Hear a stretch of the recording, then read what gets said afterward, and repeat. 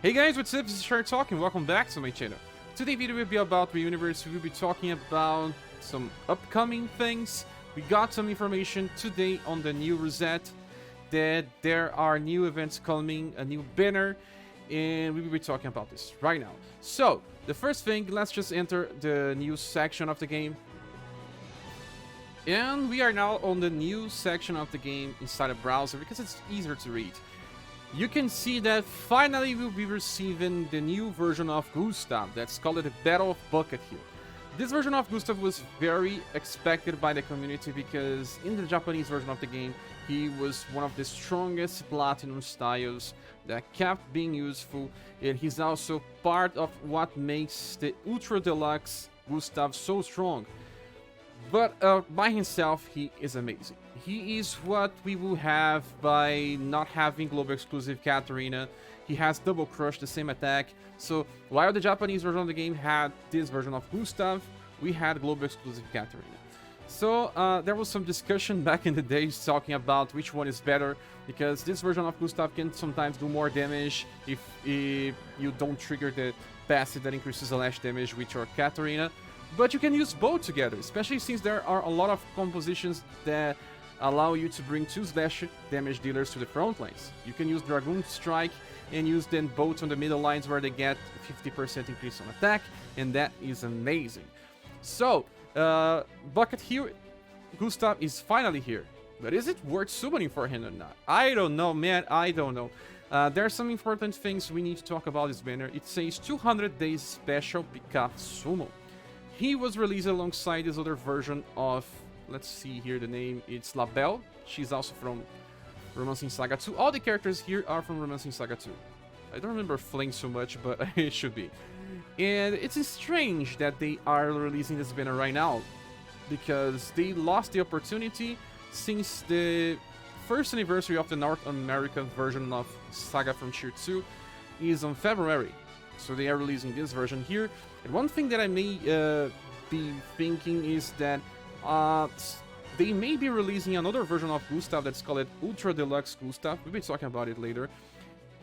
On February to match the anniversary of the game. I don't know. But, you know, 200 days special pickup summon. When they say special pickup summon, it's not limited. So a lot of discussion on the community was also thinking about they were holding back this version of Gustave because they wanted to release a limited version of him, just like what happened with Blue and Rouge. But this is not the case here. We are seeing a normal banner with 4 styles. This version of Johan does not mean much for veterans. He's just inheritance thing for S. Johan, and that's only if you don't have other martial artists. Labelle, this version of Labelle is good because she is a AoE attacker. We'll be talking about all of these versions here. Before we do, let's just check the other news. Besides getting this banner here, I don't know if there's any event alongside the banner, I don't think there is. We'll be getting the second Holy Stones Cave. This one is for armor, and it should be good because it's easier to farm since there's no many different passes that you should be farming. I believe it's easier than the weapon one. But it's a lot of grinding like the past one. For those that still have a lot of stamina potions since December, we can burn a lot of here. I believe that you can still farm some status, but now that we are advanced to episode 14, this will not be a good place to farm status, just to farm the stones. You can bring some dead weight just to try to get some status, but this will not be a good place for farming status. Okay, unless they change it, because they may change. And the last thing is just Divine Tower Gustave. This one was also holding back because they didn't want to release the tower before the new Platinum style of Gustave. This is very easy for everyone. I do believe that it's based on, you know, the first cap in the game that was 45 on status and 710 on HP. So everyone should be able to clear this. This version of Gustave has an insanely interesting sprite art. It's kind of similar to the one that we'll be getting with Ultra Deluxe. So I believe that people will probably get this sprite here just because of that. It's also part of the story of the Saga Frontier 2. So now I want to talk about the characters. Let's just give a preview on them so you guys can check if you want them or not. Let's just open now Romancing Saga now. Okay, so we are now looking on Gustave. We have the Ultra Deluxe version of Gustave, this one, and the Platinum version of Gustave. That's like all the versions we have in the game. We are only missing 3. This one we'll be getting, let's see, this one we'll be getting with the tower. And this is the Gustave we'll be summoning for. And I strongly believe that they will be releasing the Ultra Deluxe Gustave probably on the next month. So, as you can see, they both have very high STR. They are comparable to Katarina, global exclusive, and also the recent Platinum style. They are not as fast as her, does not have the much will as her, but at least they have more endurance. So let's just give a look here on the attacks we have. The Platinum style has Smash, that's a still strong attack to use on cycling. The Sync is a debuff attack, but guys, don't think that he will be landing debuffs with just such a low intelligence, only 19% increase. It's a very, very bad. Even the original Platinum version of Gustave has more intelligence. So, besides this attack here, it's insane because this one is very easy to cycling. If you wanted to reduce this to 5 and just make him use this forever, well, if your enemy don't have a very high will, that can still work. And this one that debuffs the strength of your enemy, so very nice. The last attack is the one that we already know with global exclusive Katarina, Double Crush, and 2 attacks is like one of the best attacks in the game right now. It's an A power 28 modifier. You use this twice. The problem is just that you cannot choose the target set to attack, but it's still very powerful with a character with a very high STR. So the passives are very interesting as well. We have Absorption attack. This one recovers HP with a 25% chance when he attacks. The Fired Up 4. And the last one is, Fired Up 4 is 15% increase on times. The last one is a buff to your own STR on the start of a turn. You have 25% chance of it happening, and it will buff 20% of your STR.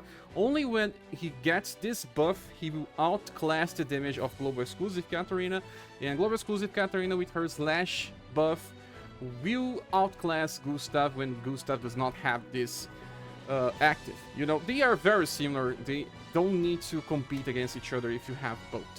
So, even because Global Exclusive Katarina increases the damage of this Gustave as well. Okay, so the version of Gustave that is Ultra Deluxe, this one here that I believe they will be releasing next month or something, will not be Platinum, will not be easy to find. It's an Ultra Deluxe character that is limited to his banner, and then he will just come back very later. You can compare him the dates. He was released on the May of 2020, and he was re-released 4 months later. With a better banner, actually, if you want to wait the second time that he comes back. And well, this version has a similar attack to Double Crush, but it's not so important, not so strong. It uses 7 BP, it's less costly, but the damage is not comparable. Double Cut is not as strong as Double Crush. He can use Steel Wave on turn 1 because he has Power Charge too, so 2 more BP.